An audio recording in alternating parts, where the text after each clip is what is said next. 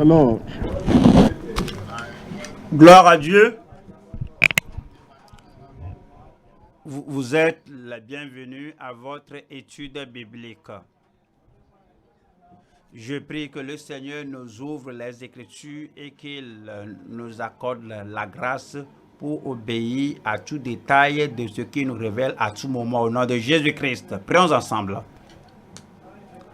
Père, nous te remercions pour l'étude biblique. Merci pour ton esprit qui est toujours là pour nous enseigner, pour nous conduire dans la vérité. Nous prions, Seigneur, que la vérité révélée aujourd'hui, que tu nous accordes la vérité pour y obéir et de façon bénéfique pour le royaume de Dieu au nom de Jésus-Christ.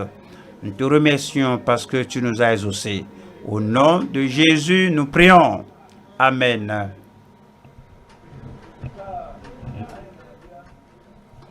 Aujourd'hui, nous sommes là avec un passage familier.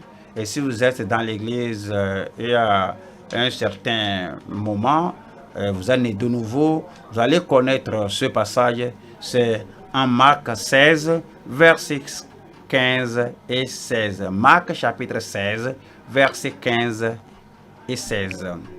Puis il leur dit, allez par tout le monde et prêchez la bonne nouvelle à toute la création. Verset 16 dit, celui qui croira et qui sera baptisé sera sauvé, mais celui qui ne croit pas sera condamné. Ce sont les deux simples versets, les versets directs qui concernent la grande commission du Seigneur que nous allons voir aujourd'hui. Et c'est la commission obligatoire de Christ pour tous les chrétiens. Et tu dis, car je connais cela, j'ai déjà lu cela. Peut-être vous êtes là, vous dites que même j'ai prié ou bien j'ai prêché cela aux autres. Le Seigneur a une question pour vous et la question là se trouve en Luc chapitre 6, verset 46. Ici, le Seigneur pose une question. Il dit, pourquoi m'appelez-vous Seigneur, Seigneur, et ne faites-vous pas ce que j'ai dit? Voici le commandement contraignant, obligatoire. Voici la commission obligatoire du Seigneur. Voici ce qu'il a ordonné, ce qu'il a commissionné à tout croyant. Néanmoins, nous disons qu'on connaît cela, on l'a entendu une fois auparavant, je connais cela. Mais le Seigneur dit, oui, je sais. Mais vous m'appelez Seigneur. Mais pourquoi m'appelez-vous Seigneur, Seigneur, et ne faites-vous pas ce que je dis? Le Seigneur vous pose une question.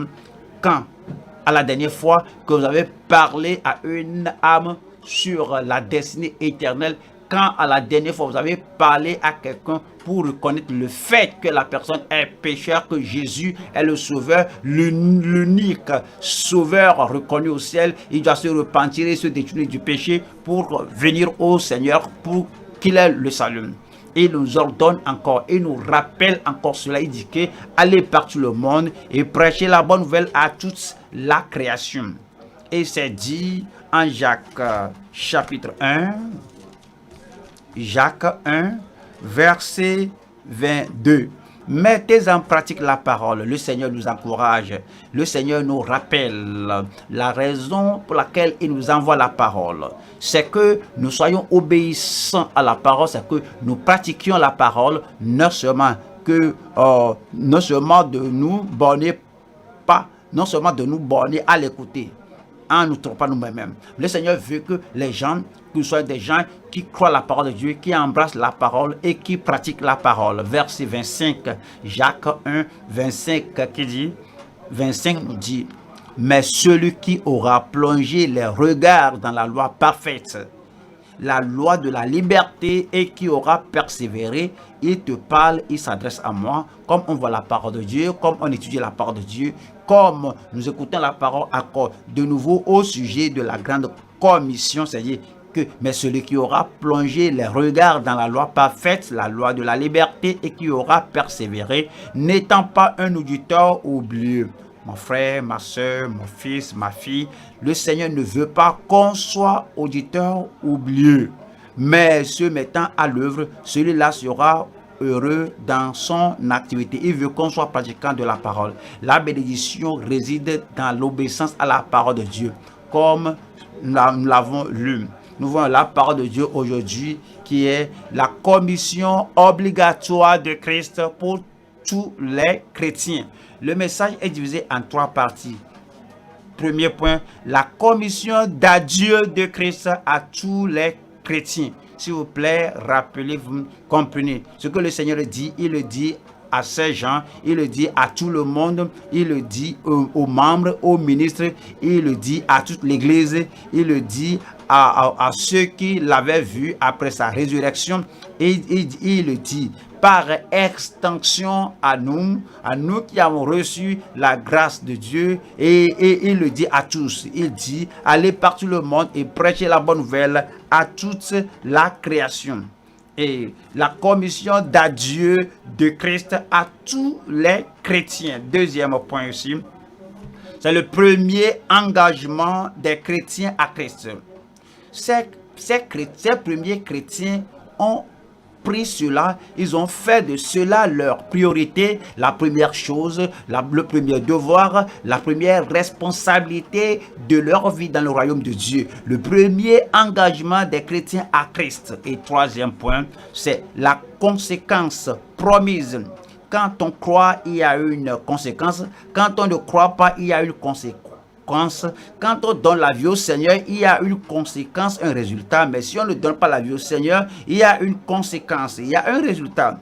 Et si nous contradisons la parole de Dieu, nous disons non et nous réfutons, nous repoussons la parole de Dieu. Et alors la parole de Dieu qui dit la parole, nous croyons, quand on écoute la parole de Dieu, on croit, on est baptisé, mais quand on ne croit pas, quand on refuse cela, il y a aussi une conséquence. Troisième point, la conséquence promise de conversion ou de contradiction. Il y a 2 côtés là-bas. Il y a la conséquence promise de conversion et la conséquence promise de contradiction. Allons maintenant au premier point. Le premier point, c'est la commission d'adieu de Christ à tous les chrétiens. Soulignez le mot là, à tous. Cela vous inclut. Vous êtes enfant de Dieu, vous êtes né de nouveau. Voici la commission, les derniers mots que Jésus avait déclarés avant d'aller au ciel. La commission d'adieu de Christ à vous, à moi, à nous tous, à nous les chrétiens. Nous allons voir 3 points ici. Et numéro 1, prêcher la bonne nouvelle à toute la création. C'est très clair, très simple. Et c'est direct. Et il dit en Marc 16, 15. Puis il leur dit, allez par tout le monde et prêchez la bonne nouvelle à toute la création. C'est le commandement, c'est la commission, c'est ce qu'il a exigé de vous et de moi. Allez par tout le monde et prêchez la bonne nouvelle à toute la création. Les gens que vous rencontrez, les gens qui vous rencontrent, les gens qui vivent avec vous, les gens avec qui vous vivez, les gens que vous voyez régulièrement, les gens que vous voyez périodiquement, les gens avec qui vous discutez, vous vivez à la maison, les gens avec qui vous discutez, vous vivez partout et de toute manière, voici la chose première que vous ne devez pas oublier de leur faire et de leur donner. Prêcher la bonne nouvelle à toute la création. Lorsqu'il dit prêcher la bonne nouvelle, qu'est-ce que cela veut dire? Qu'allons-nous prêcher? Voyons Luc 24, verset Luc 24, Luc chapitre 24, verset 46. Voici ce que le Seigneur dit.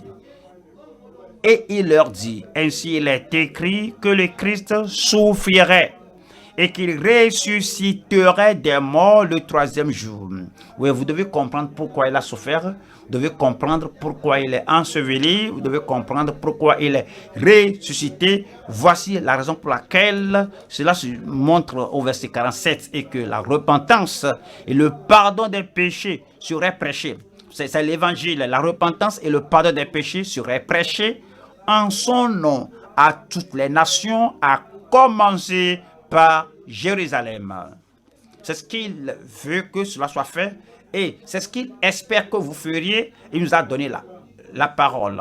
Il nous a donné l'évangile du salut, l'évangile de la grâce de Dieu. Et il veut que cela soit prêché, que vous révéliez cela à toute la création. Tous ceux qui n'ont pas entendu doivent l'entendre.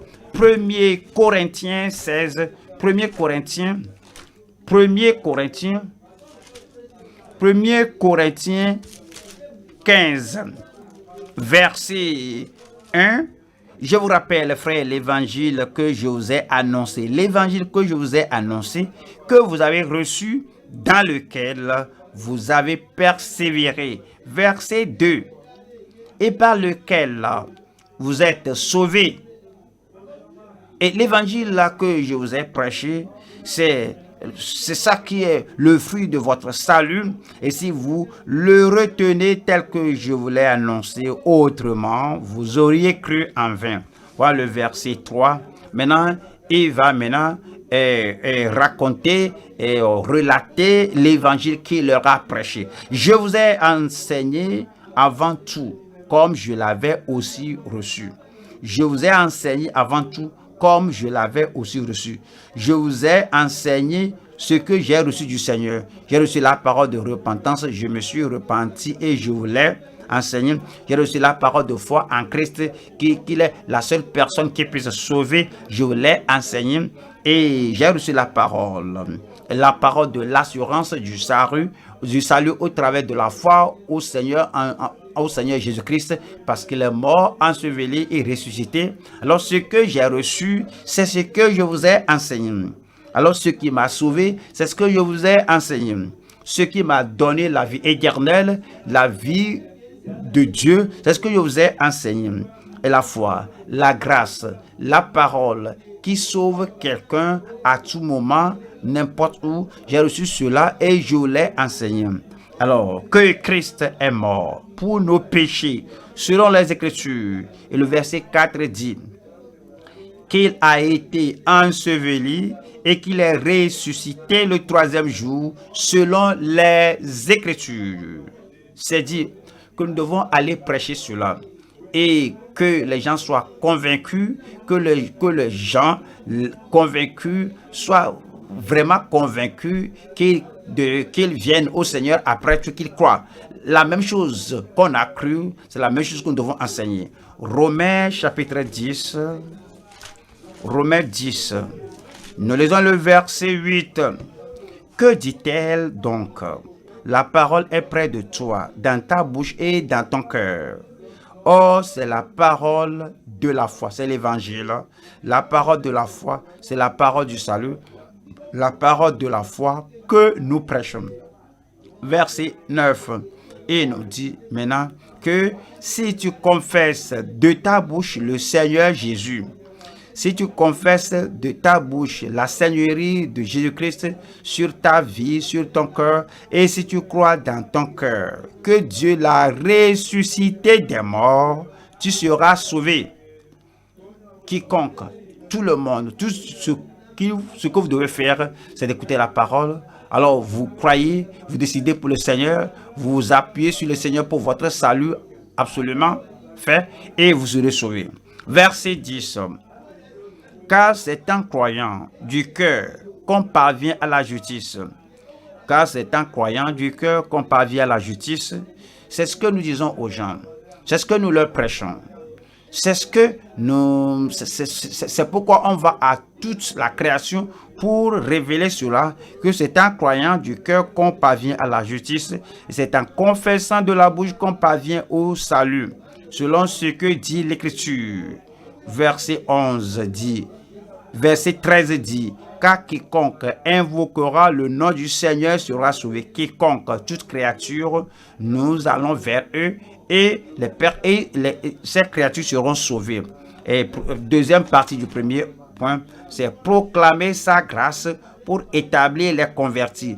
Proclamer sa grâce pour établir ou pour affermir les convertis. Éphésiens 2, 8. Éphésiens 2, 8.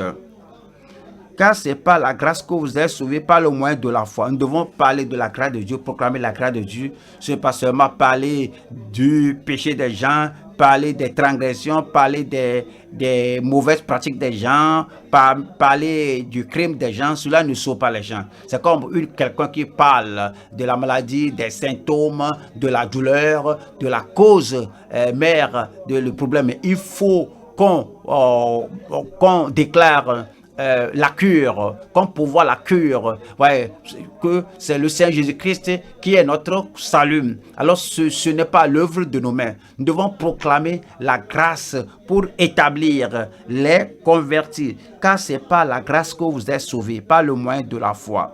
Et cela ne vient pas de vous, c'est le don de Dieu. Verset 9 dit, ce n'est point par les œuvres, afin que personne ne se glorifie. Verset 10 dit, car nous sommes son ouvrage, ayant été créés en Jésus-Christ pour de bonnes œuvres que Dieu a préparées d'avance afin que nous les pratiquions. C'est pourquoi on ne laisse pas les convertis à eux-mêmes après la conversion. Et comme ils croient au Seigneur et ils sont maintenant sauvés, ils sont nés de nouveau, nous devons leur faire comprendre qu'une grande œuvre de grâce a lieu dans leur cœur. Le Seigneur a agi, le Seigneur a travaillé en eux. Ils sont recréés en Christ, ils sont créés pour de bonnes œuvres, un nouveau comportement, une nouvelle attitude. Et Dieu a fait ces bonnes œuvres pour qu'on y marche.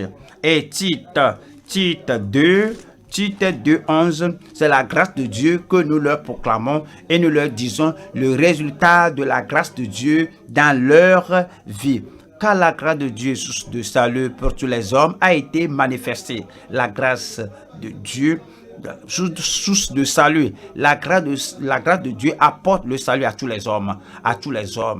Ceux qui ont terriblement péché, ceux qui sont allés vraiment en profondeur du péché, ceux qui ont commis de grands vices, de grands crimes, des crimes qu'on ne pourrait même pas imaginer. Tout de même, le Seigneur ne rejette personne. Tous ont péché, sont privés de la gloire de Dieu. Que ce soit des gens qui se sont approfondis, que ce soit des gens approfondis dans le péché, que ce soit des gens qui ont de grands péchés, de moindres péchés, de péchés terribles. Tous ont péché, sont privés de la grâce de Dieu. Et ils sont privés de la gloire de Dieu. La grâce de Dieu est manifestée à tout le monde. Et la grâce de Dieu accorde le salut. La grâce de Dieu, là, quand cela vient, qu'est-ce que la grâce de Dieu a fait ça dans le salut? Et verset 12 dit, elle nous enseigne à renoncer à l'impiété, aux convoitises mondaines et à vivre dans le siècle présent, selon la sagesse, la justice et la piété. Voyez, le nouveau converti ne connaît rien du tout, ne connaît rien de la justice, il ne connaît rien de la piété, il ne connaît rien de la sobriété, il ne connaît rien de l'humilité. Alors c'est maintenant le privilège, aussi bien que la responsabilité du frère, de la sœur, qui suit de près le converti, de lui parler de la grâce de Dieu, que la grâce de Dieu est maintenant dans notre vie. Et cela nous enseigne que lorsque la tentation vient, la tentation à l'impiété, qu'on renonce à l'impiété. Lorsque la tentation pour embrasser les convoitises mondaines, on renonce à cela. Alors la grâce de Dieu qui demeure dans le croyant maintenant, cela nous enseigne, cela nous dirige, cela nous conduit à mener une vie selon la sagesse, la justice et la piété dans ce siècle présent. 3, c'est d'offrir l'orientation à une assemblée édifiante. Vous voyez, comme on voit Actes des Apôtres, et vous lisez versets 41 à 42, vous voyez ce que le Seigneur dit là-bas. Le Seigneur nous dit là-bas que comme nous amenons les gens au Seigneur et que les gens viennent au Seigneur, on ne les laisse pas à eux-mêmes. Nous leur disons qu'il y a une assemblée des enfants de Dieu, une assemblée des croyants, et nous les amenons à cette assemblée de croyants. Et c'est par cela que nous leur offrons l'orientation, nous leur offrons l'éducation, nous leur offrons l'illumination, nous leur offrons le moyen de tout ce qui va leur faire croître dans le Seigneur. Acte 2, verset 41. Ceux qui acceptèrent sa parole furent baptisés. Ceux qui acceptèrent sa parole furent baptisés. Vous rappelez bien les paroles de Jésus-Christ, aller partout le monde et prêcher la bonne nouvelle à toute la création. Et celui qui croit et qui sera baptisé sera sauvé. Et ces gens ont accepté la parole, ils ont cru à la parole, ils ont reçu sa parole. C'était la parole du prédicateur de Pierre. Ils étaient baptisés et le même jour, et le même jour, 3000 personnes. Et en ce jour-là, le nombre des disciples s'augmenta d'environ 3000 âmes. Alors, ils sont ajoutés à l'église, à l'assemblée. C'est une assemblée établie, une assemblée édifiante. Eux aussi, maintenant, seront édifiés. Et en tant qu'individu, en tant qu'un gagneur d'âme, vous pouvez leur prêcher l'évangile, mais vous ne pouvez pas pouvoir la communion du corps de Christ. Vous devez les amener à l'assemblée pour pouvoir cela. Vous ne pouvez pas pouvoir les cantiques, l'adoration de l'assemblée. Alors c'est pourquoi vous devez les amener à l'assemblée. Alors qui doit les établir, les affermir, qui doit les édifier et les illuminer de plus. C'est pourquoi ici, et tous ces 3000 tous ces 3000 étaient ajoutés à l'église. Et 42 dit, ils persévéraient dans l'enseignement des apôtres, dans la communion fraternelle, dans la fraction du pain et dans les prières. Voilà cela, tous ces convertis ont persévéré dans l'enseignement des apôtres. Les gagneurs d'âmes sont des membres de l'église, ceux qui sont sortis pour leur parler de l'évangile sont des membres ordinaires, des membres réguliers, assidus de l'église. Ils n'étaient pas des apôtres, mais si on doit avoir la prédication d'un apôtre, si on doit avoir la révélation d'un apôtre, si on doit avoir la communion du corps de Christ, la communion des croyants, c'est pourquoi vous devez les amener. Et le fait et la rupture de pain est dit, ce que le Seigneur a dit, faites-le en mémoire de moi. Vous ne pouvez pas faire cela pour eux, mais comme vous les amenez et persévérez dans l'enseignement des apôtres, dans la communion fraternelle, dans la fraction du pain et dans les prières.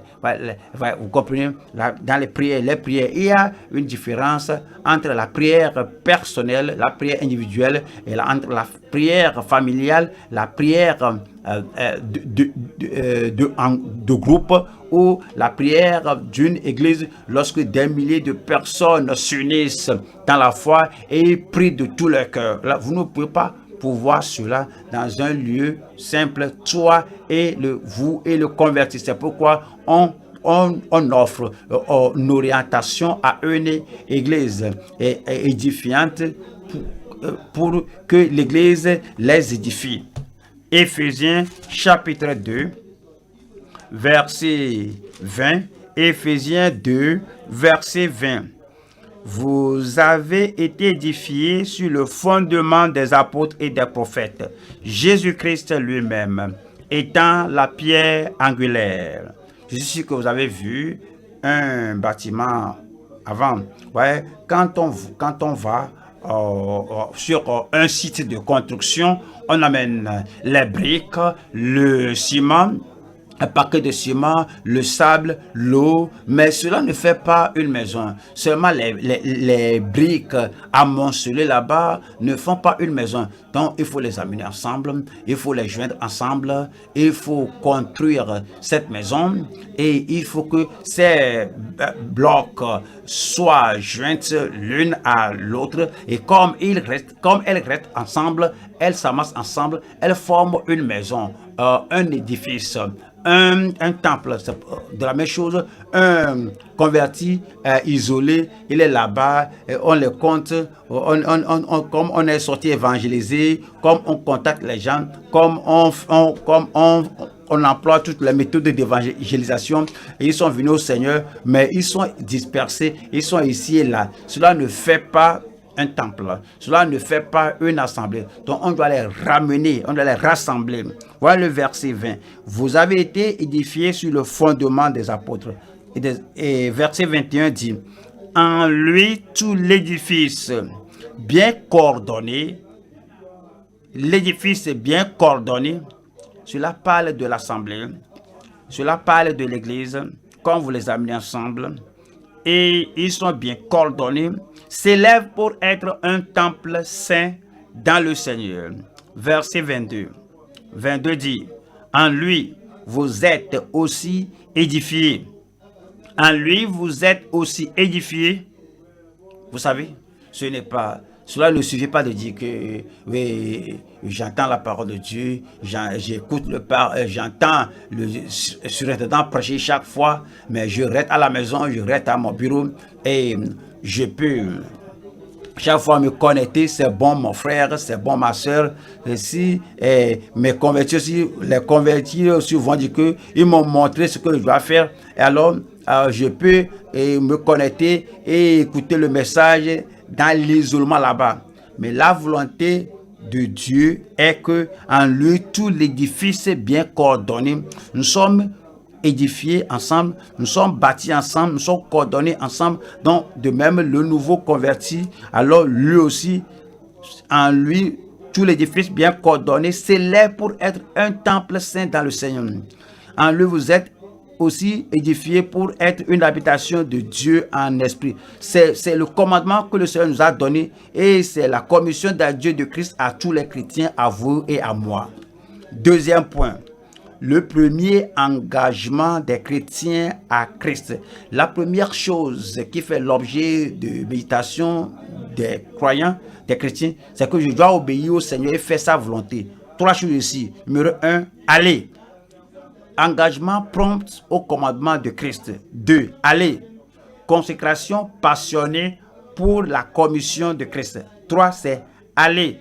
Le souci dominant pour la condamnation des gens sans Christ. Voyons, numéro 1. Numéro 1 dit allez. Revenons à Marc 16 et voyons verset 15. Marc 16, 15. Puis il leur dit, allez partout le monde et prêcher la bonne nouvelle à toute la création. Et le mot « aller » là, c'est très important. Et c'est le mot là qui vient dans le cœur des membres de Christ, dans le cœur du corps de Christ. Et ils prennent cela à cœur. Et c'est le mot « aller » là qui les propulse, qui les pousse, qui nous pousse à aller atteindre les gens. Voyons encore le mot et voyons le verset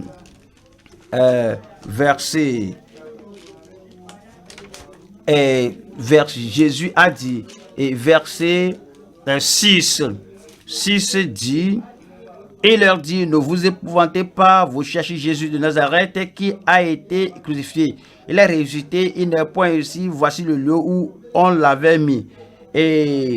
Mais allez dire à ses disciples et à Pierre qui vous précède en Galilée. C'est là que vous le verrez, comme il vous l'a dit. Il leur a donné ce commandement. Comme le Seigneur Jésus nous a donné le commandement, nous devons aller. Vous devez comprendre que ce commandement n'est pas seulement donné aux apôtres, aux grands dirigeants de l'Église. Ce commandement n'est pas donné aux évangélistes, aux pasteurs, à ceux qui enseignent le sondage dans l'Église. C'est donné à tout le monde. Au fait, lorsque vous venez de connaître le Seigneur, vous avez le témoignage qu'il a touché ma vie. Il a transformé ma vie, je suis changé, il m'a sauvé, mon nom est maintenant dans le livre de vie au ciel. J'ai l'assurance donnée par l'Esprit de Dieu, je suis enfant de Dieu. Aussitôt que vous avez cette conviction, que vous avez reçu la grâce de Dieu, maintenant que vous êtes sauvé, une commission vous est donnée. Allez, Marc 5, verset 18 dit, comme il montait dans la barque, celui qui avait été démoniaque lui demanda la permission de rester avec lui. Voyons ce que le Seigneur a dit au verset 19. Jésus ne le lui permit pas, mais il lui dit, voyons le mot, encore souligner cela, voyons le mot là, m'a accepté le mot là, voyons le mot là, que le mot là soit écrit sur la table de votre cœur. Va dans ta maison, va, un nouveau converti, va dans ta maison. Il venait d'être nouvellement délivré des chaînes du malin.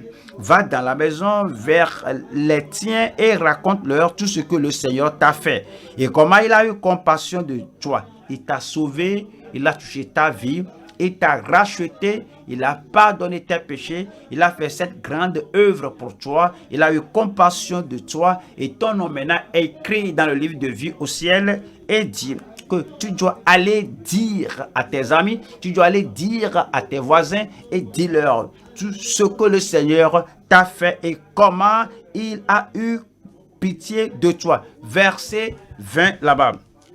Il s'en alla.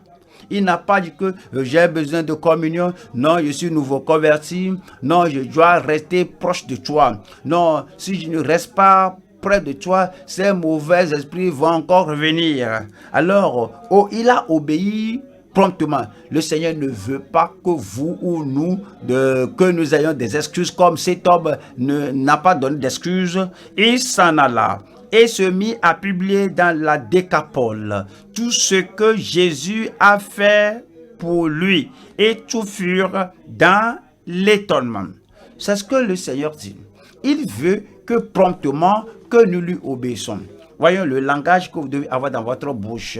Voyons, Psaume 119, 60. Psaume 119, verset 60.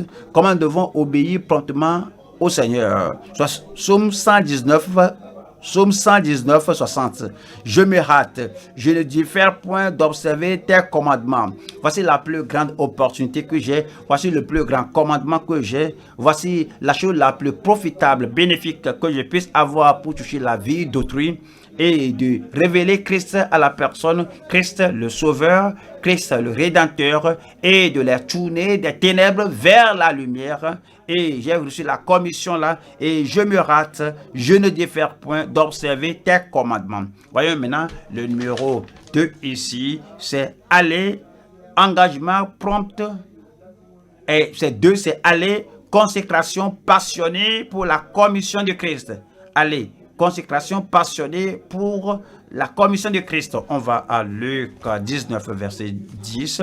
Luc 19, 10. Le Seigneur a révélé son zèle, la passion qu'il avait, le courage, l'ardeur qu'il avait, sa première priorité, son premier engagement. Luc 19, 10. Car le Fils de l'homme est venu chercher et sauver ceux qui étaient perdus. C'était la passion de sa vie. C'était la poussée dans sa vie. C'était le zèle, l'impulsion dans sa vie. Lorsque vous venez à Christ, vous êtes enfant de Dieu.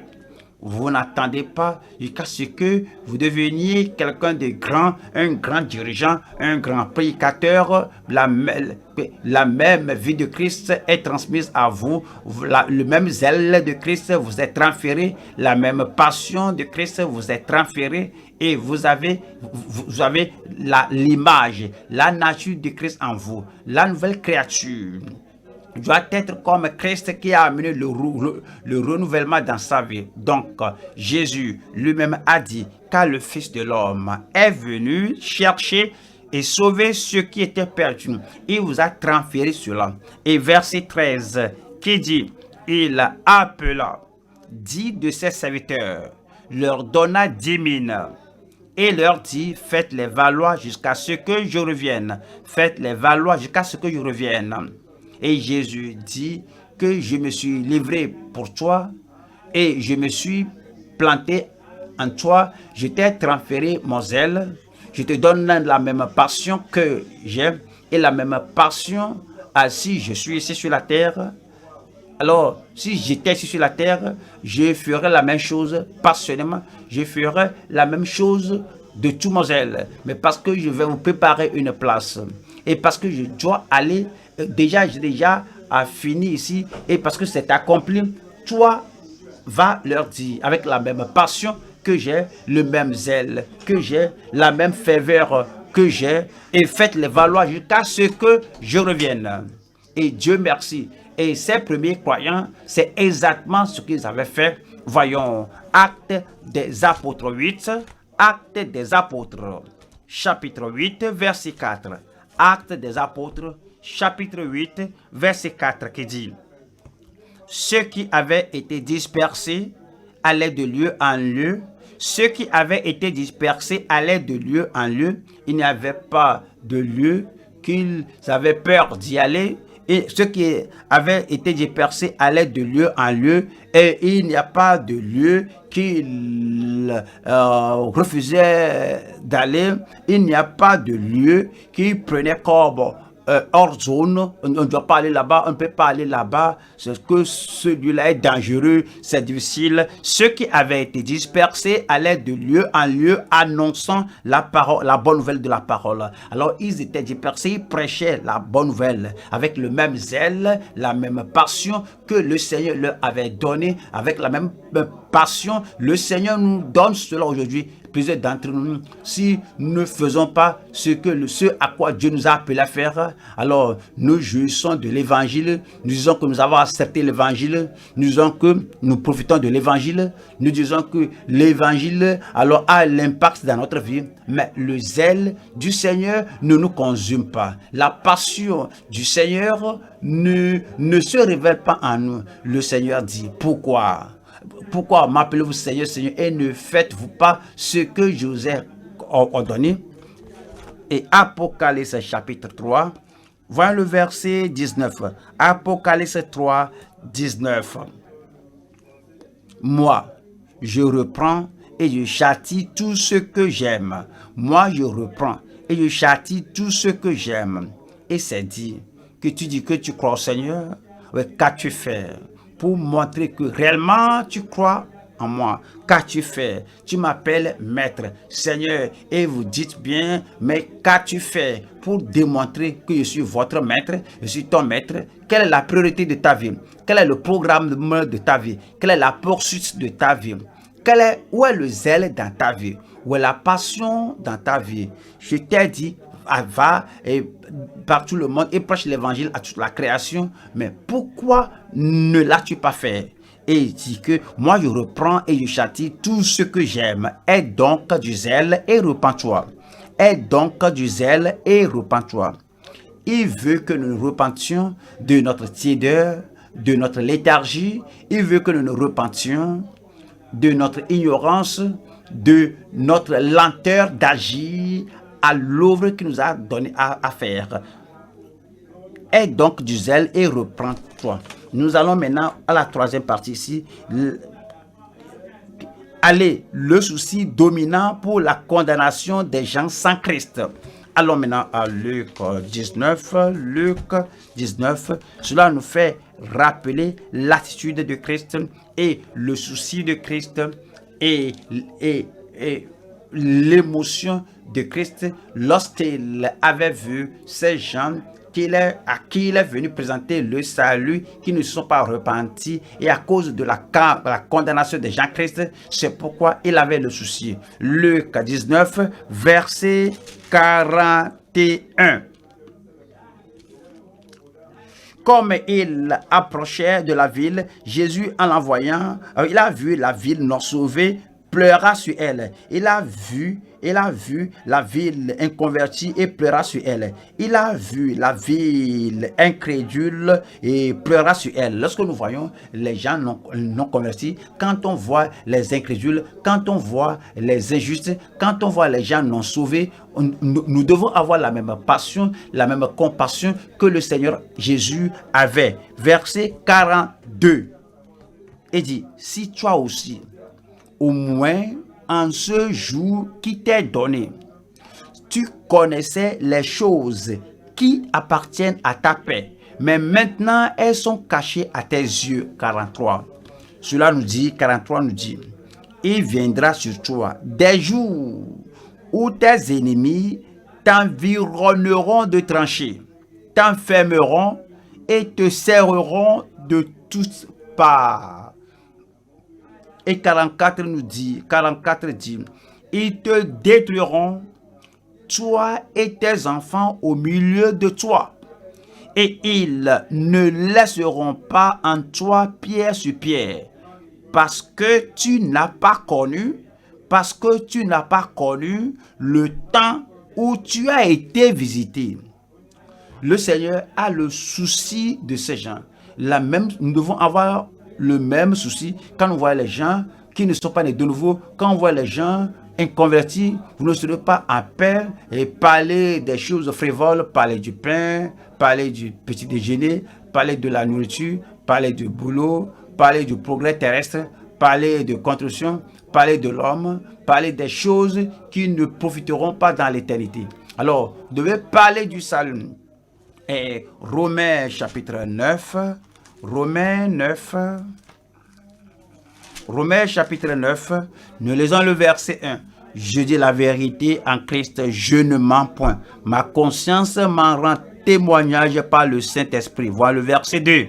Verset 2 dit, j'éprouve une grande tristesse, un grand souci, un grand fardeau, et j'ai dans le cœur un chagrin continuel. Pourquoi? Verset 3.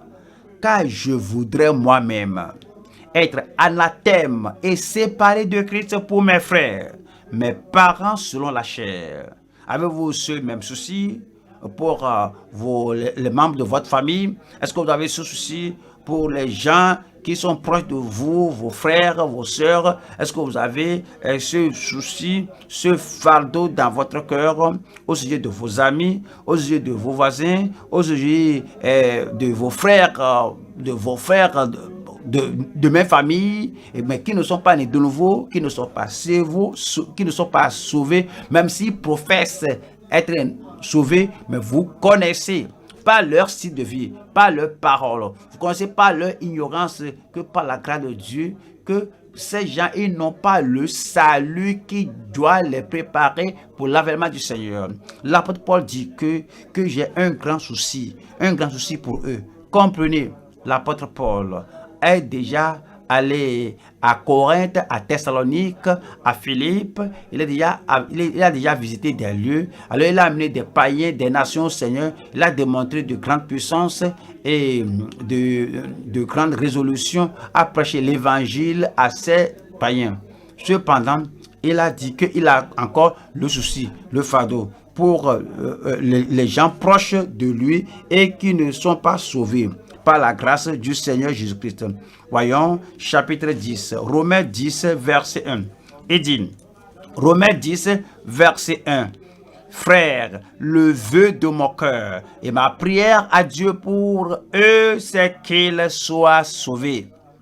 Il dit que la plus grande chose pour moi, c'est pas qu'ils se marient, c'est bon, qu'ils ont des enfants, oui, c'est bon, parce que les enfants finissent leur étude, c'est bon, parce qu'ils ont construit une nouvelle maison, ils m'appellent à venir inaugurer la maison, oui, c'est bon, c'est parce qu'avoir les choses matérielles de ce monde, ou bien on est affranchi du gouvernement romain, c'est pas à cause d'une position politique, mais l'apôtre Paul dit, mes frères, le vœu de mon cœur et ma prière à Dieu pour eux, parce qu'il était israélite. Il savait qu'ils ont besoin du salut et il connaissait la condamnation des gens Christ. À cause de cela, il avait une passion dominante, un souci dominant dans son corps pour eux. Et que, frère, le vœu de mon cœur et ma prière à Dieu pour eux, c'est qu'ils soient sauvés. Voilà le verset 2. Verset 2 dit, je leur rends le témoignage qu'ils ont du zèle pour Dieu, mais sans intelligence. Pourrez-vous penser à certains des membres de votre famille, certains de vos amis, ils sont religieux, ils vont à l'église de leur choix, ils vont à l'église de la famille, ils vont là-bas, ils adorent et ils font bien de choses, ils sont très religieux, mais est-ce qu'ils sont réellement nés de nouveau? Est-ce qu'ils sont enfants de Dieu? Leurs noms sont-ils écrits dans le livre de vie? Est-ce qu'ils connaissent la grâce de Dieu, source de salut pour tous les hommes? Et cette grâce leur enseigne à être sobre, à être pieux, être juste dans ce siècle présent, ou bien c'est la religion Alors, ils ont le zèle. Mais l'apôtre Paul dit que je leur rends le témoignage qu'ils ont du zèle pour Dieu. Votre enfant est-il né de nouveau? Votre fille est-elle née de nouveau? Oui, votre fille peut dire que oui, j'aime aller à l'autre église là, j'aime aller à telle église là, et cette fille et ce fils est très zélé à l'église là.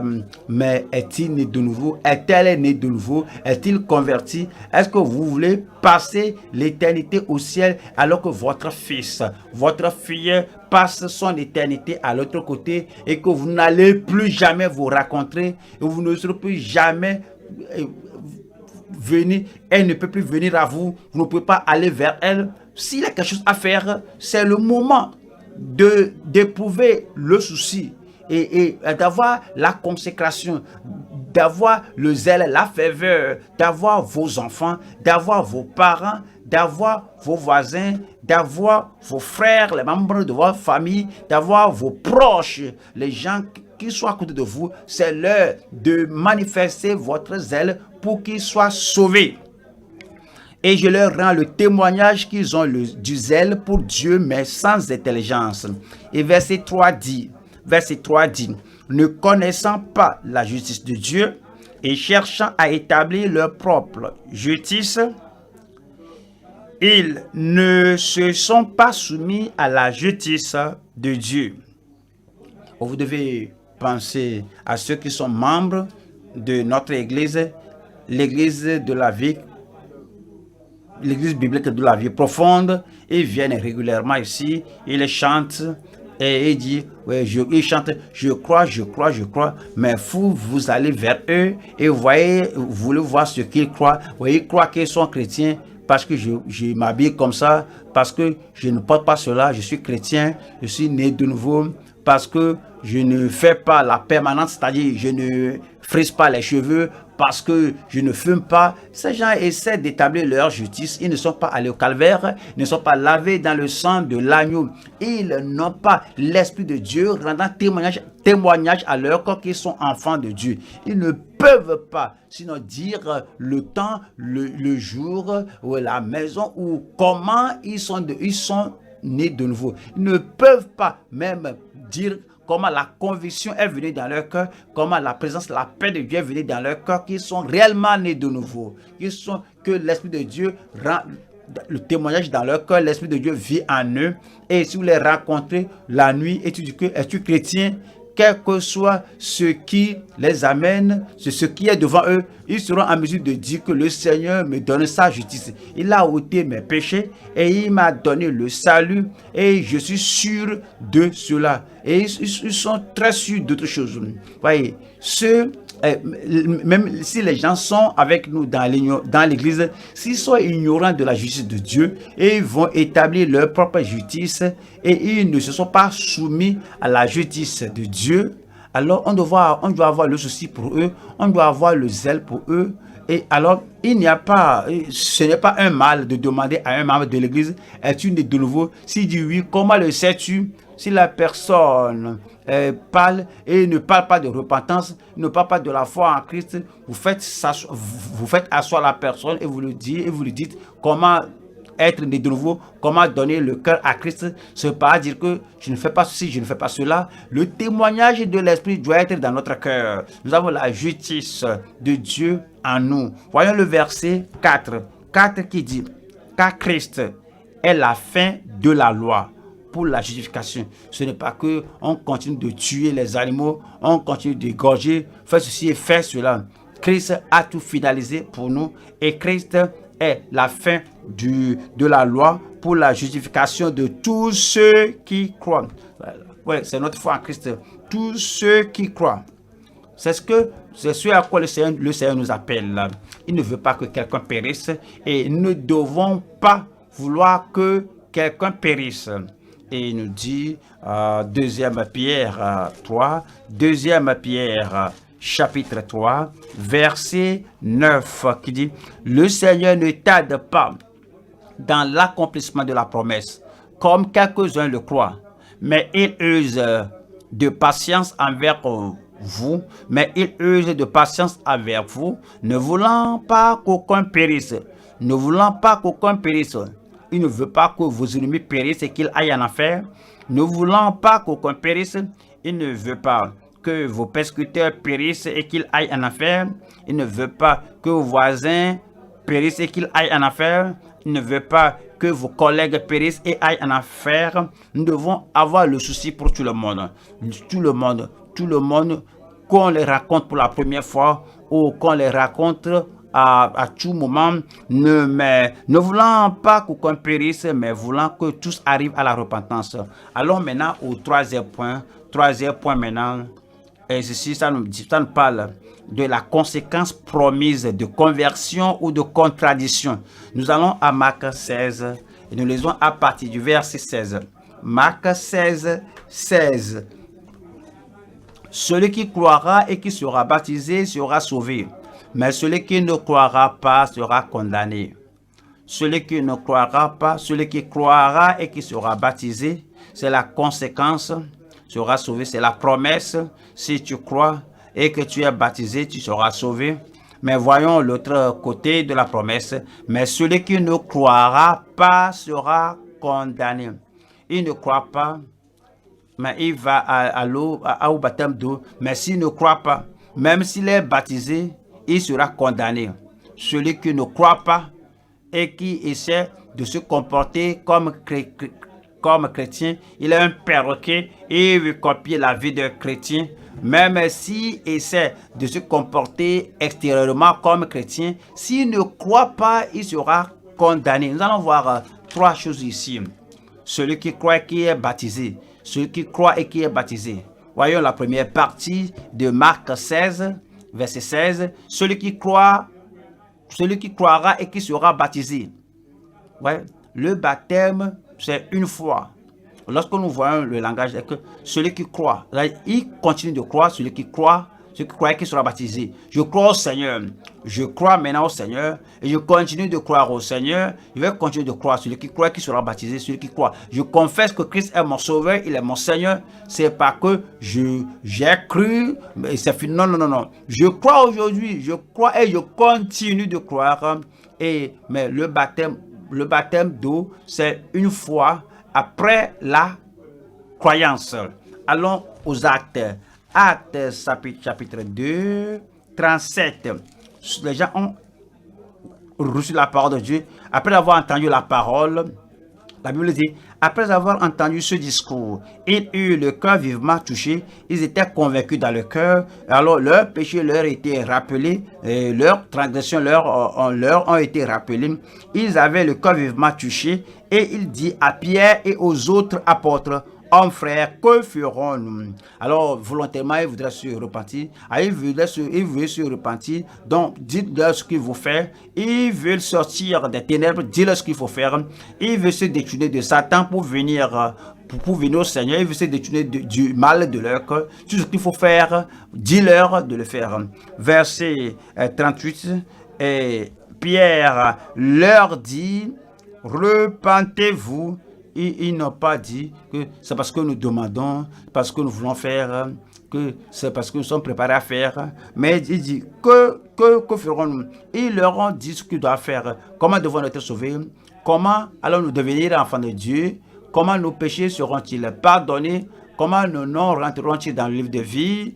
Que ferons-nous? Repentez-vous et que chacun de vous soit baptisé au nom de Jésus-Christ, par l'autorité de Jésus-Christ, pour le pardon de vos péchés, et vous recevrez le don du Saint-Esprit. Voilà le verset 39. 39 dit, car la promesse est pour vous. La promesse du salut est pour vous. La promesse de la paix, abondance de Dieu est pour vous. Et la promesse de la pureté en Christ avec un nouveau cœur, que la paix vous soit donnée est à vous. La promesse de la purification, la promesse de péché pardonné, la promesse de la sainteté du cœur est pour vous. La promesse du baptême du Saint-Esprit, le don de l'Esprit est pour vous. La promesse de tout ce que le calvaire a pourvu et a rendu disponible est pour vous. Car la promesse est pour vous, pour vos enfants et pour tous ceux qui sont au loin en aussi grand nombre que le Seigneur notre Dieu les appellera. Verset 40. Et par plusieurs autres paroles, il les conjurait et les exhortait, disant, sauvez-vous, secourez-vous, détachez-vous, séparez-vous de cette génération perverse. Verset 41.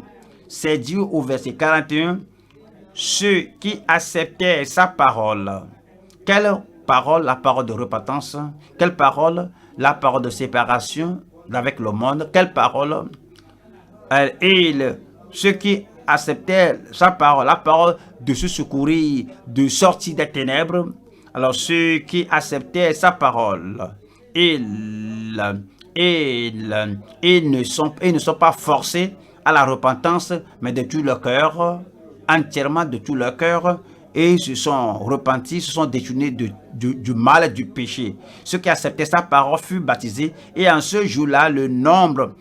Alors, le temps là, ils n'ont pas dit, je vais aller à la maison et demander papa, et demander à papa, et demander à maman. Je vais aller à la maison et demander à mes enfants, et demander à mes voisins si je dois abandonner le judaïsme, ou bien abandonner les choses qui ne donnent pas le véritable salut. Non, là-bas, ils ont décidé. C'était une décision personnelle et c'était une décision ferme le même jour.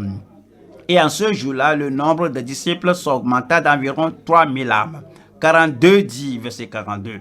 Ils persévéraient de tout leur cœur, et ils persévéraient fidèlement, ils persévéraient dans l'enseignement des apôtres, dans la communion fraternelle, dans la fraction du pain et dans les prières. Ils étaient baptisés après avoir cru au Seigneur. Nous allons aux actes 16. Acte 16. Acte chapitre 16. Nous lisons le verset 30. Il les fit sortir et dit, Seigneur, que faut-il que je fasse pour être sauvé? Tout ce que je peux faire, quelle que soit la chose que je dois faire, que faut-il que je fasse pour être sauvé? 31. Paul et Silas répondirent, crois au Seigneur Jésus et tu seras sauvé, toi et ta famille. 32. Verset 32 dit, et il lui annonçait la parole du Seigneur. Et il lui annonçait la parole du Seigneur. C'est quoi ça? La parole que le Seigneur leur avait donnée à prêcher à toute la création. Alors que les gens doivent se repentir et se tourner vers le Seigneur et croire au Seigneur Jésus-Christ, et qui après cela, ils seront baptisés. Et il lui annonçait la parole du Seigneur ainsi qu'à tous ceux qui étaient dans sa maison. Voilà le verset 33. 33 dit, il prit avec lui à 7 heures même de la nuit, il lava le plaie. C'est le geôlier philippien. Il a montré sa repentance, il a démontré sa repentance et il a l'affection, il a pitié des affligés, Paul et Silas. Mais ce n'était pas lui qui les a arrêtés, mais il était un gardien, un garde de la prison. Donc il a vu tous les fouettements et les plaies dans leur dos. Il a nettoyé tout. Il a eu l'évidence de la vraie conversion, le fait de se tourner vers le Seigneur, et il était baptisé, lui et tous ceux qui étaient dans sa maison. Voilà le verset 34. Les ayant conduits dans son logement et leur servit à manger. Comprenez? Paul et Silas étaient prisonniers, comprenez? Paul et Silas étaient ceux qui étaient arrêtés d'avoir chassé les démons de la vie d'une demoiselle. Et voyez, les prisonniers, ils étaient prisonniers, ils étaient menottés, mis sous les fers. Et maintenant, ceux qui ils ont amené celui-ci au salut du commun. Celui-ci là qui m'a amené au salut, et qu'il reste là dans la prison. Non, il les a amenés dans sa maison et avec la joie, il dit que les ayant conduits dans son logement, il leur servit à manger et il se réjouit avec toute sa famille et ceux qu'il avait cru en Dieu. On peut voir l'évidence du salut authentique et de se tourner complètement vers le Seigneur. Marc 16, verset 16. Le Seigneur Jésus dit: celui qui croira et qui sera baptisé sera sauvé. Celui qui croira et qui sera baptisé sera sauvé. Voyons ceci. Mais celui qui ne croira pas sera condamné. Numéro 2 ici. Celui qui ne croit pas parce qu'il est aveugle. Il y a des gens qui sont aveugles à l'évangile. Il y a des gens qui sont aveugles à la grâce de Dieu. Il y a des gens qui sont aveugles à la gloire de Dieu. Il y a des gens qui sont aveugles aux exigences du Seigneur et croient que la religion suffit. Ils sont aveuglés par le diable. Et celui qui ne croit pas parce qu'il est aveuglé, alors sera condamné. Deuxième Corinthiens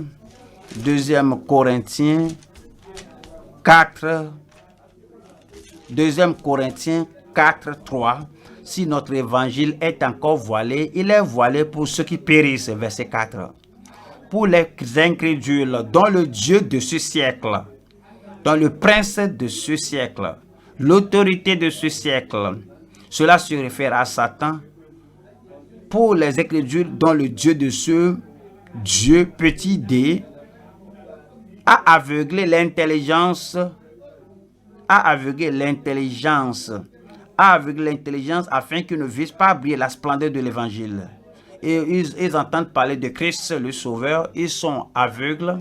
Ils ont entendu parler de Christ le Rédempteur, ils sont aveuglés par Satan. Ils ont entendu Christ, le seul chemin, la seule vie, la seule puissance pour nous faire sortir du péché et nous amener au salut. Ils sont aveuglés. Alors le Dieu de ce siècle a aveuglé l'intelligence afin qu'ils ne vissent pas briller la splendeur de l'évangile de la gloire de Christ, qui est l'image de Dieu. De l'évangile de la gloire de Dieu. Ils ont été aveuglés par l'incrédulité. Ils croient que c'est l'œuvre de leurs mains, que cela suffit. Ils croient que c'est leur assiduité au culte suffit pour tout. Ils croient que leur contribution régulière aux pasteurs ou bien aux exigences de l'église pour les dîmes et les offrandes, ils croient que cela suffit. Ils croient que si je fais du bien, je suis un bon samaritain. Ils croient que cela suffit pour le salut. Ils ne comprennent pas ils ne comprennent pas l'évangile de Dieu. Ils ne comprennent pas l'évangile de Christ. Ils ne comprennent pas la grâce de Dieu. Ils ne comprennent pas la nécessité de se repentir et de croire au Seigneur Jésus-Christ. Alors, ils ne croient pas parce qu'ils sont aveuglés. Ils sont aveuglés par l'incrédulité. Hébreux 3, verset 18. Hébreux 3, verset 18. Et c'est dit: et à qui jura-t-il qu'il n'entrerait pas dans son repos, sinon à ceux qui avaient désobéi?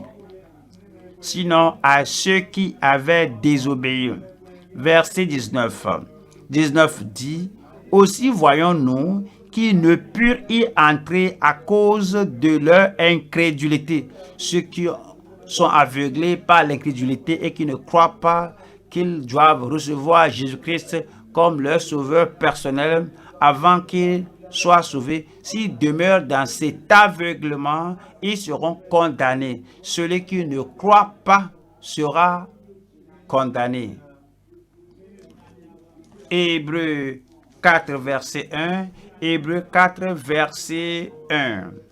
C'est dit: craignons donc, tandis que la promesse d'entrer dans son repos subsiste encore, qu'aucun de vous ne paraisse être venu trop tard. Voilà le verset 2.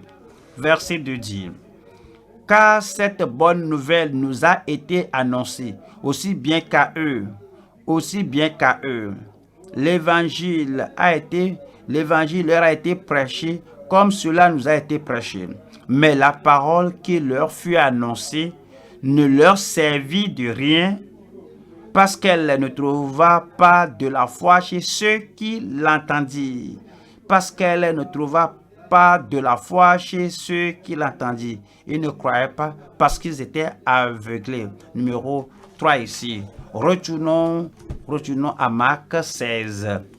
Marc 16, verset 16. Marc 16, verset 16. Celui qui croira et qui sera baptisé sera sauvé, mais celui qui ne croira pas sera condamné. Il y a des gens qui disent que je crois, mais ils ne portent pas de fruits. Qu'est-ce qui est arrivé à ceux qui croient, mais des gens qui croient sans porter de fruits? Des gens qui croient sans porter de fruits. Jean chapitre 2, verset 23, Jean 2, 23. Pendant que Jésus était à Jérusalem à la fête de Pâques, plusieurs crurent en son nom, voyant les miracles qu'il faisait. Voilà le verset 24. 24 dit, mais Jésus ne se fiait point à eux, parce qu'il les connaissait tous. Ils disent qu'ils croient, ils professent croire, ils déclaraient qu'ils ont cru, mais Jésus-Christ ne se fiait pas à eux. Pourquoi? Parce qu'il connaissait leur cœur. Verset 25 qui dit, et parce qu'il n'avait pas besoin qu'on lui rendît témoignage d'aucun homme, car il savait lui-même ce qui était dans l'homme. Le comportement ne suit pas après leur profession de croire. Leur caractère n'accompagne pas leur profession de croire. Leur style de vie ne va pas avec leur déclaration de croire, parce qu'ils savaient ce qui était en l'homme. Et il ne veut pas que quelqu'un vienne prophétiser que je crois, sans le comportement proportionnel ou correspondant à cette foi de croire au Seigneur. Jean 15, 2. Jean chapitre 15, verset 2. Tout sarment qui est en moi et qui ne porte pas de fruit, il le retranche.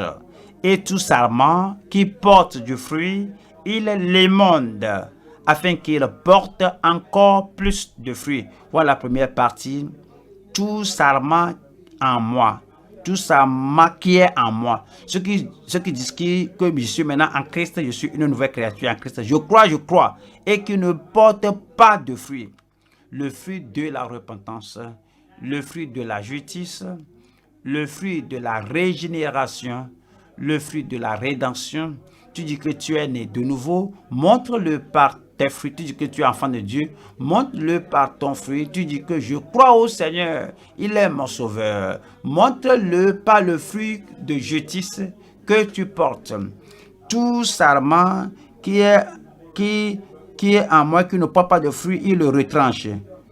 Jean 15, 6. Si quelqu'un ne demeure pas en moi, il est jeté dehors comme le sarment, et il sèche. Puis on ramasse les sarments, on les jette au feu, et ils brûlent. Il veut que nous accompagnions notre profession de croix avec le comportement qui montre que notre vie est transformée. Actes des apôtres. Acte 8, verset 13. Acte 8, verset 13. Acte 8, verset 13. Simon lui-même crut. Et après avoir été baptisé, celui-ci même était baptisé. Il crut et il était baptisé. Et il ne quittait plus Philippe, et il voyait avec étonnement les miracles et les grands prodiges qui s'opéraient. Il y avait quelque chose dans le cœur. La chose dans le cœur, là, Philippe ne le savait pas. Verset 18. Lorsque Simon vit que le Saint-Esprit était donné par l'imposition des mains des apôtres, il leur offrit de l'argent. Il veut corrompre les apôtres. Il veut acheter le don du Saint-Esprit. Il n'a pas compris que Christ a tout payé. Alors maintenant, il doit offrir de l'argent pour avoir tout afin d'avoir ceci, et qu'il aille faire un faux miracle. Il a fait sortir de l'argent et leur offrir de l'argent. 19 dit, en disant, accordez-moi aussi ce pouvoir, afin que celui à qui j'imposerai les mains reçoive le Saint-Esprit. Verset 20. Verset 20. Mais Pierre lui dit, que ton argent périsse avec toi. Que ton argent périsse comme tu vas périr. Ouais, il n'avait pas le comportement accompagnant son salut. Il n'a pas le caractère accompagnant un véritable salut. Il est venu et ses anciens péchés sont là. Son ancien style de vie était toujours là. Et Pierre dit que ton argent périsse avec toi. Parce que tu as cru que le don de Dieu s'acquérait à prix d'argent. Verset 21. Verset 21. Il n'y a pour toi ni part, ni lot dans cette affaire. Dans cette affaire de salut, il n'y a pour toi ni part, ni lot dans cette affaire. Dans cette affaire de sanctification, il n'y a pour toi ni part, ni lot dans cette affaire. Dans cette affaire du revêtement du Saint-Esprit, il n'y a pour toi ni part ni lot dans cette affaire. Dans cette affaire de l'adhésion à la famille de Dieu, il n'y a pour toi ni part ni lot dans cette affaire, car ton cœur n'est pas droit devant Dieu. Voyez cela. Car ton cœur n'est pas droit devant Dieu. Ce que le Seigneur nous dit, c'est que si nous disons que nous croyons et que nous sommes baptisés, notre comportement, notre caractère doivent accompagner notre profession de foi dans le Seigneur. Nous ne devons pas continuer avec les œuvres de la chair. On doit avoir le fruit de l'esprit. Galates 5, verset 19. Galates 5, 19. Or, les œuvres de la chair sont manifestes. Et si les œuvres de la chair sont manifestées dans une vie, si les œuvres de la chair sont visibles dans une vie, or les œuvres de la chair sont manifestes.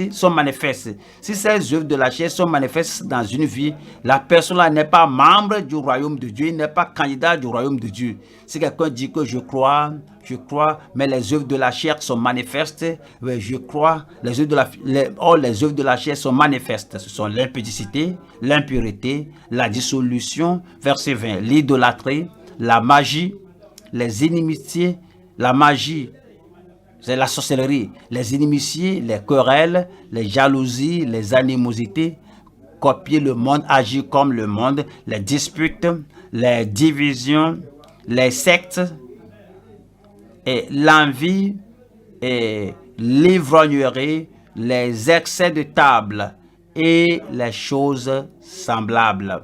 Je vous dis d'avance, comme je l'ai déjà dit, que ceux qui commettent de telles choses, ceux qui pratiquent de telles choses, ceux qui font de telles choses n'hériteront point le royaume de Dieu. Mais vous savez, ce que nous devons montrer, si nous sommes de vrais croyants, si nous avons cru, que nous sommes baptisés, nous voulons montrer le comportement, le caractère, le style de vie de ceux qui appartiennent au Seigneur. Il faut qu'il ait le fruit de la justice, le fruit de la repentance, le fruit de la rédemption en Christ. Galates 5, verset 22. Galates 5, verset 22. Mais le fruit de l'esprit, vous êtes né de nouveau, mais le fruit de l'esprit, vous avez cru, mais le fruit de l'esprit, vous êtes maintenant baptisé, mais le fruit de l'esprit, votre comportement maintenant accompagne votre croyance, mais le fruit de l'esprit, c'est l'amour. Vous aimez Dieu, vous aimez sa parole, Vous aimez Christ, votre Sauveur, votre Rédempteur.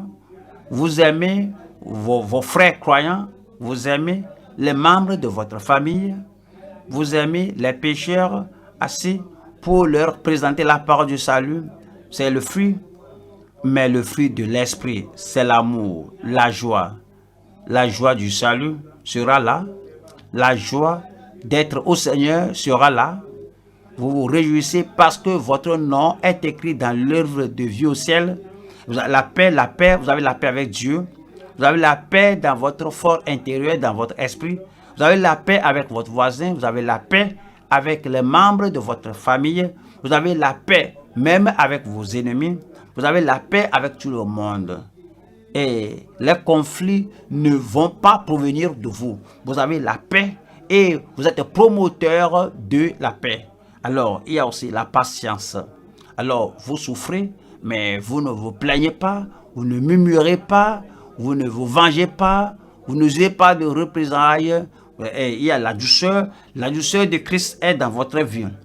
Et la bonté, que je suis doux et humble. Quand vous venez à lui, sa nature de douceur, de bonté vous est communiquée. Il y a la bonté, il y a la bénignité, il y a les partout faisant du bien.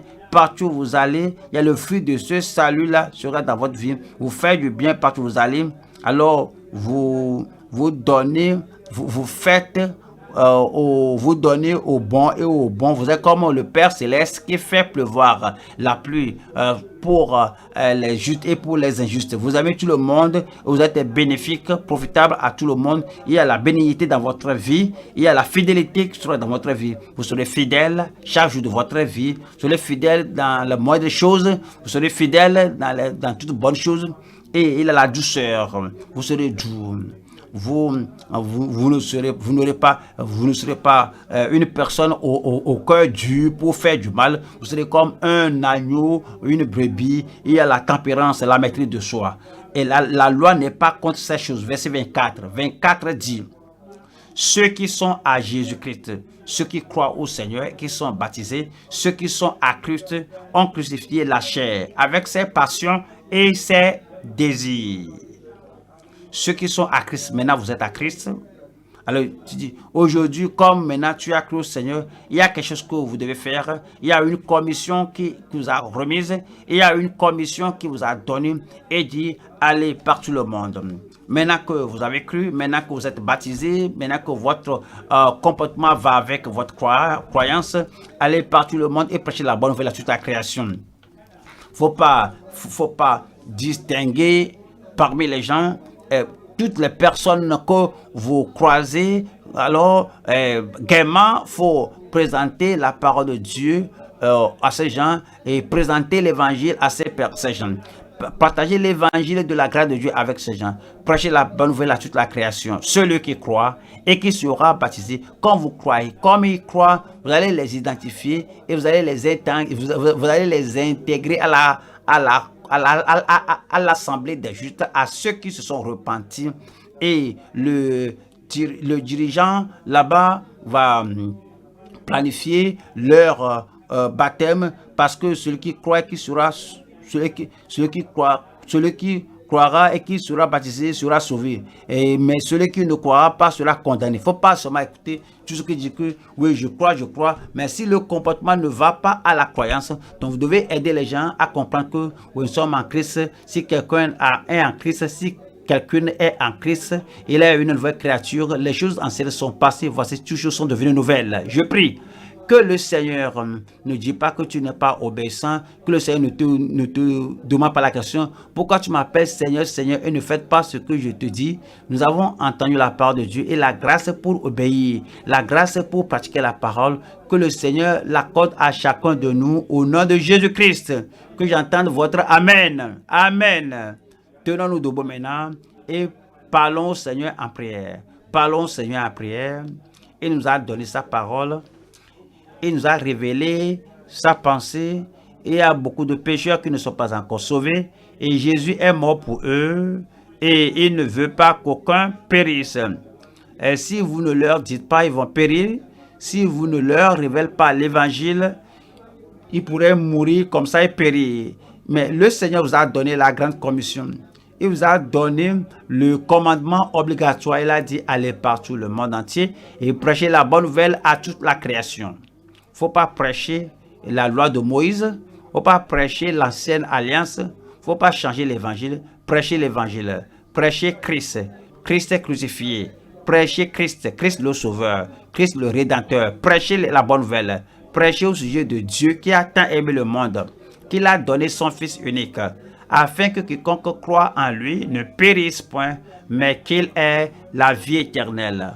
Prêchez la bonne nouvelle, prêchez la grâce de Dieu, prêchez le fait que Dieu ne rejette personne, quiconque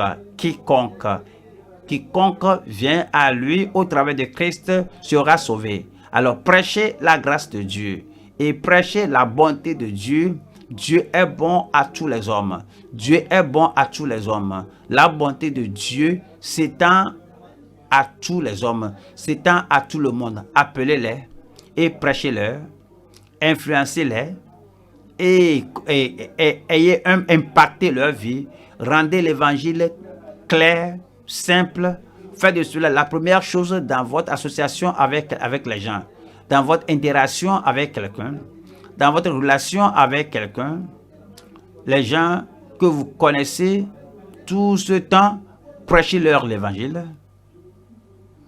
Même s'ils disent que je le sais déjà, dites-leur, alors dites-leur que je vous disais ce que vous voulez dire. Vous pourrez découvrir quelque chose de nouveau, un nouvel aspect, une nouvelle forme, un nouveau niveau de l'évangile. Faut pas leur permettre de vous faire taire. Je connais cela, oui, je comprends, mais laisse-moi finir. Que te disent ce que l'évangile du Seigneur est, et vous leur posez la question, est-ce que tu as cru comme ça? Est-ce que tu t'es repenti comme ça? Est-ce que tu as reçu Jésus-Christ comme ton Seigneur personnel, ton sauveur personnel? Est-ce que tu peux me dire le jour, le lieu où cela a lieu? Est-ce que tu peux me dire le changement qui est survenu après que tu as dit que tu es né de nouveau? Celui qui croit et qui sera baptisé. Celui qui croit sera baptisé. Alors, est-ce que vous êtes baptisé d'eau par immersion après être né de nouveau? Et quel fruit vous portez lorsque vous professez être né de nouveau? Et que soyez très décidés, soyez sûrs, soyez détaillés, qu'il n'y ait pas de doute en vous, que cette personne à qui vous parlez est véritablement un candidat pour le ciel et que sa vie justifie cela. Il n'a pas d'ennemis, il ne prépare pour la mort des ennemis, il porte le fruit d'amour, il porte le fruit de joie, il porte le fruit de paix, la paix à la maison, la paix au boulot, la paix dans l'entourage, la paix dans son environnement et la paix de Dieu règne dans son cœur. Il y a la longanimité, la patience, il a la douceur, il a la bénignité, il a la tempérance. Et alors vous pouvez voir que il dit je crois et je me comporte avec ma croyance. Montrez-le vous-même. Alors il faut vous assurer que l'évangile du Seigneur Jésus a laissé une marque indélébile dans votre corps. Vous avez cru, vous êtes baptisé et maintenant vous êtes édifiés ensemble dans le Saint-Temple, dans l'habitation de Dieu. Et vous êtes engagés, vous êtes consacrés. Vous n'êtes pas dans cette église, dans l'autre assemblée. Vous êtes engagés, vous êtes affermés, vous êtes établis. Et vous êtes là dans une assemblée édifiante de Dieu. Parlez au Seigneur que par la grâce de Dieu, par sa force, que je serai tout ce que tu m'appelles à être. Et Seigneur, je ferai tout ce que tu m'appelles à faire. La grâce de Dieu multiplie dans votre vie. Au nom de Jésus-Christ, prions ensemble. Père, nous te remercions pour la nouvelle révélation de ta parole. Merci de nous avoir fait encore ramener de nouveau ce que nous avons connu au départ. Nous prions, Seigneur, que la fraîcheur de ce que nous avons entendu, qu'il y ait la fraîcheur d'obéissance, la fraîcheur de fidélité, la fraîcheur d'engagement à cette grande commission que tu nous as confiée au nom de Jésus-Christ. Nous prions, Seigneur, que cette commission, que ce commandement soit obligatoire dans chaque vie. Seigneur, que nous aussi, comme Christ, que nous aussi, à l'instar des premiers croyants, que nous aussi, à l'instar des premiers apôtres, que nous soyons convaincus, que nous soyons passionnés, que nous soyons fervents, zélés à porter et à faire cette grande tâche que tu nous as donnée et que tu nous as donnée en tant qu'Église, que nous fassions cette grande tâche au nom de Jésus-Christ. Seigneur, que nous fassions cela comme au Seigneur. Que les gens nous surveillent ou pas, qu'ils nous voient ou pas, que les gens le sachent ou pas, qu'à toute occasion et de tout moyen, utilisant tout outil, utilisant tout talent que nous avons, nous allons prêcher l'évangile, le véritable évangile, l'évangile salvateur à toute personne que nous pouvons toucher au nom de Jésus-Christ. Nous prions, Seigneur, que notre sortie, notre obéissance sera prompte. Nous prions que notre sortie, notre fidélité à cette grande tâche soit passionnée. Et nous prions que perpétuellement, que nous continuions dans le souci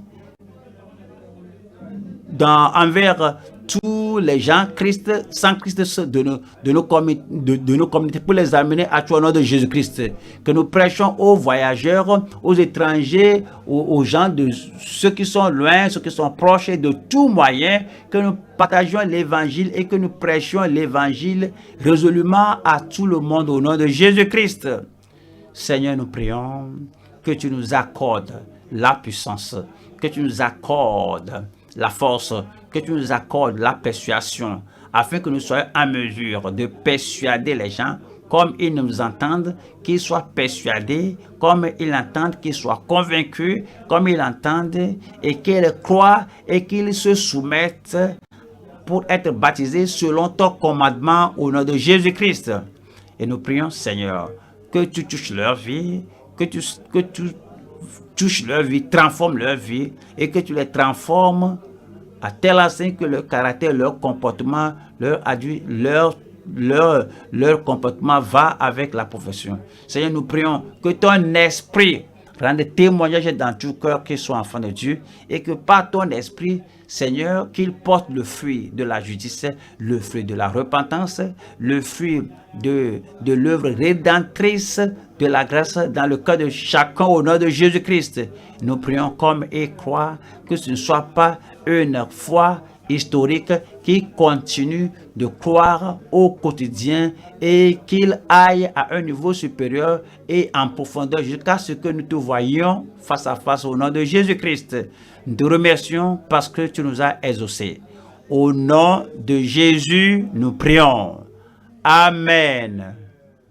Que le Seigneur vous bénisse, qu'il vous donne la grâce d'obéir à la parole et de demeurer dans la parole à tout moment, tous les jours de votre vie.